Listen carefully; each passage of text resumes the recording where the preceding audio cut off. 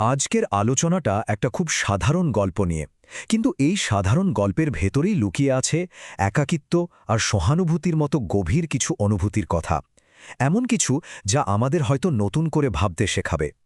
গল্পটা শুনলে প্রথমে মনে হবে এটা ভয় নিয়ে, কিন্তু আসল মজাটা অন্য জায়গায়। আসল ফোকাসটা হলো ওই ভয়ের পেছনে আসলে কি আছে। চলুন না একসাথে খুঁজে বের করা যাক। যে কোনো গল্পেরই তো একটা শুরু থাকে, একটা পটভূমি থাকে, তাই না? আমাদের এই গল্পের পটভূমিটা একটু অন্যরকম। এটা ভয়ের আবহে তৈরি একটা জগৎ, যেখানে অজানাকে নিয়ে কত যে লোক কথা। চলুন তাহলে সেই জগতেই ঢোকা যাক।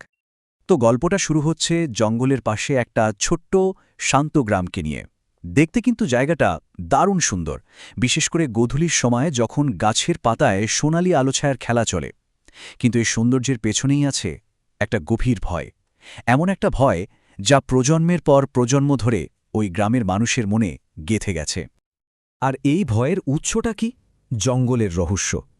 গ্রামের সবার মনে, মানে বছরের পর বছর ধরে একটা ধারণা তৈরি হয়েছে যে জঙ্গলে কিছু একটা আছে, একটা অশরীরী উপস্থিতি। এই ভয়টা শিশুদের ঘুমপাড়ানি গল্পে বেঁচে আছে, আর বড়দের মনে তৈরি করেছে একটা চাপা উদ্বেগ। এটাই ছিল, বলতে পারেন, গ্রামের এক অলিখিত নিয়ম। তবে ভয়ের ওপর তৈরি কোনো জগৎ তো আর চিরকাল একইভাবে চলতে পারে না, তাই না? গল্পটা ঠিক এখানেই একটা নতুন মোড় নেয়, এমন একটা মোড় যেখানে খুব সাধারণ একটা পদক্ষেপ, কিন্তু দারুণ সাহসী একটা পদক্ষেপ, সব কিছু বদলে দেওয়ার ক্ষমতা রাখে। তো সেই গ্রামেরই এক মেয়ে রোদেলা, ও একদিন সন্ধ্যায় একটা অন্যরকম কাজ করে বসল। গ্রামের সবাই যখন জঙ্গলকে এড়িয়ে চলে, রোদেলা তখন শুধু একটু হাঁটার জন্য ওই জঙ্গলের দিকেই গেল। ভাবুন একবার, ছোট্ট একটা কাজ, কিন্তু এটাই ছিল গল্পের টার্নিং পয়েন্ট। জঙ্গলের একটু ভেতরে যেতেই হঠাৎ ঝোপের আড়াল থেকে একটা আওয়াজ ভেসে এলো। কিন্তু শব্দটা শুনে চমকে গেলেও রোদেলা বুঝল এতে কোনো হিংস্র ভাব নেই, বরং শব্দটার মধ্যে ছিল এক গভীর কষ্ট, একাকিত্ব। আর ঠিক এই মুহূর্তেই গল্পটা ঘুরে গেল। ভয়টা সরে গিয়ে জায়গা করে নিল অন্য একটা অনুভূতি। ব্যাপারটা দেখুন, গ্রামের লোকেরা কি ভয় পেত? এক ভয়ঙ্কর দানবকে, যাকে এড়িয়ে চলাই ভালো। আর রোদেলা কি খুঁজে পেল? পেল এক একাকী দুঃখী আত্মাকে, যে কিনা ভয়ে কাঁপছিল। এখানেই তো পুরো গল্পের মূল বিষয়টা লুকিয়ে আছে। আমাদের ধারণা আর আসল সত্যি দুটোর মধ্যে কি বিশাল একটা পার্থক্য। রোদেলাকে দেখে সেই আত্মাটা প্রথমবার হয়তো মুখ খুলল। খুব সহজ করে নিজের কষ্টের কথা বলল, আমি একা, কতদিন ধরে যে এই বনে আছি, কেউ আমার সাথে কথা বলে না। ভাবুন, এই সহজ কয়েকটা কথাই বুঝিয়ে দেয় ওর ভেতরের যন্ত্রণাটা কতটা গভীর ছিল। তাহলে প্রশ্ন হল, এই ভয় আর একাকিত্বের দেয়ালটা ভাঙা গেল কিভাবে? চলুন এবার সেটাই দেখি। রোদেলা কিন্তু কোনো অস্ত্র ব্যবহার করেনি, সে ব্যবহার করেছিল সহানুভূতি, আর তা দিয়েই গড়ে তুলেছিল একটা সেতু। আত্মাটা তো অবাক। সে রোদেলাকে জিজ্ঞেস করল কেন তাকে ভয় পাচ্ছে না। রোদেলার উত্তরটা ছিল একদম সহজ আর মন ছুঁয়ে যাওয়ার মতো। কারণ তুমি একা আর কষ্টে আছো, আর আমি একা কাউকে দেখলে সঙ্গ দিই। এই একটা কথাই ছিল সবকিছুর মূলে। এটা কিন্তু কোনো জাদু ছিল না, ছিল সহানুভূতির খুব সহজ কয়েকটা ধাপ। দেখুন রোদেলা কি করেছিল। প্রথমে কোনো বিচার না করে শুধু শুনল, তারপর ফল ফুলের মতো ছোট ছোট উপহার দিল, একসাথে গল্প করল, গান গাইল, আর সবচেয়ে বড় কথা, প্রতিদিন ফিরে আসার কথা দিল।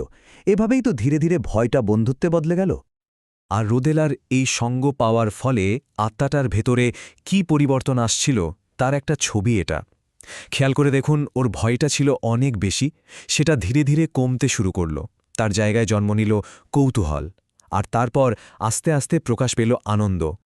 কিন্তু গল্পটা তো শুধু রোদেলা আর ওই আত্মার মধ্যে সীমাবদ্ধ ছিল না। একটা ব্যক্তিগত সম্পর্ক কিভাবে পুরো একটা গ্রামের চিন্তাভাবনা বদলে দিতে পারে, চলুন এবার সেই দিকেই নজর দেওয়া যাক। গ্রামের লোকেরা তো দেখছিল যে রোদেলা রোজ জঙ্গলে যাচ্ছে, আবার হাসি মুখে ফিরেও আসছে। এটা দেখে তাদের বহুদিনের পুরনো ভয় আর সন্দেহের জায়গায় আস্তে আস্তে কৌতূহল তৈরি হতে থাকল। ওরা প্রথমবারের মতো নিজেদের বিশ্বাস নিয়ে ভাবতে শুরু করল, প্রশ্ন করতে শুরু করল। এই পুরো পরিবর্তনটা কয়েকটা ধাপে হয়েছে। দেখুন, প্রথমে ছিল শুধুই ভয়, সবাই জঙ্গলকে এড়িয়ে চলত। এরপর রোদেলার জন্য তৈরি হলো কৌতূহল, আর শেষে কারা পথ দেখালো জানেন? শিশুরা। ওদের সরল মন কোনো ভয় বা সন্দেহের ধার ধারেনি। ওরা সরাসরি আত্মাকে খেলার সঙ্গী হিসেবে আপন করে নিল। আর এই যে পুরো গ্রামের মানসিকতা বদলে গেল, তার সবচেয়ে বড় প্রমাণ হল আত্মাটার নতুন নাম। সবাই মিলে ওকে একটা নতুন নাম দিল, রুদ্র ছায়া, মানে স্নিগ্ধ ছায়া। ভাবুন, যে ছিল ভীতিকর উপস্থিতি, সেই এখন হয়ে গেল গ্রামের স্নিগ্ধ ছায়া। শুধু ওই আত্মাটাই নয়, বদলে গেল পুরো জঙ্গলটার পরিচয়ও। যে জায়গাটা একসময় ছিল ভয়ের প্রতীক, সেটাই এখন হয়ে উঠেছে বাচ্চাদের হাসি খুশি, খেলাধুলো আর বড়দের গান গল্পের কেন্দ্র। এই যে নতুন আনন্দের পরিবেশ, সেটাই এখানে দেখা যাচ্ছে। তো এই পুরো গল্পটা থেকে আমরা আসলে কি শিখলাম? এর মূল বার্তাটা কি? চলুন শেষ করার আগে মূল বিষয়গুলো একবার গুছিয়ে নেওয়া যাক। রুদ্রছায়ার গল্পটা আমাদের কয়েকটা খুব জরুরি কথা মনে করিয়ে দেয়। প্রথমত, সাহস আর সহানুভূতি দিয়ে অজানাকেও আপন করে নেওয়া যায়। দ্বিতীয়ত, আমাদের অনেক ভয়ই আসলে ভুল বোঝাবুঝি। তৃতীয়ত, একাকিত্বের মতো কষ্ট শুধু সঙ্গ পেলেই সেরে ওঠে। আর সবশেষে, মাঝে মাঝে সবচেয়ে বড় কাজ হল কিচ্ছু না করে শুধু পাশে বসে কারো কথা মন দিয়ে শোনা। আজকের আলোচনা এখানেই শেষ করছি, কিন্তু যাওয়ার আগে একটা প্রশ্ন রেখে যেতে চাই। একটু ভেবে দেখলে কেমন হয়?